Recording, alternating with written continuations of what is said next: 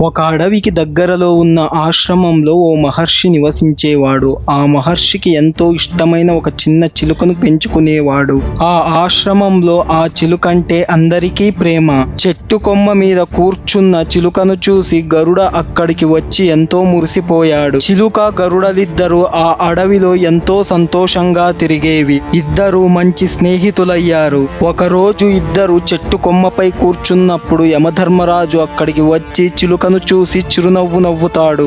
దానికి ఆ చిలుక ఎంతో భయాందోళనకి గురవుతుంది. దానిని గమనించిన గరుడ యమధర్మరాజు దగ్గరికి వెళ్ళి, ఎందుకు నువ్వు చిలుకను చూసి చిరునవ్వు నవ్వావు అంటాడు. దానికి స్పందించిన యమధర్మరాజు ఏం లేదులే అని వెళ్ళిపోతాడు. కానీ గరుడుడికి అనుమానం వచ్చింది. ఈ చిలుక ప్రాణానికి ప్రమాదమేమైనా ఉందా అని ఆలోచించాడు.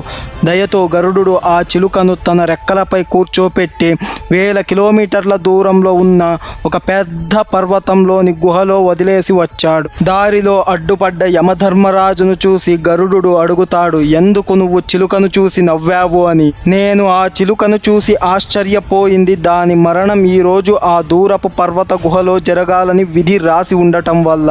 కానీ అది ఇంకా ఆశ్రమంలో ఉండటమే నాకు ఆశ్చర్యం కలిగించింది. అక్కడికి అది ఎలా చేరుతుందా అని ఆలోచించాను. ఇప్పుడు అర్థమయ్యింది, నువ్వే దానిని అక్కడికి చేర్చావు.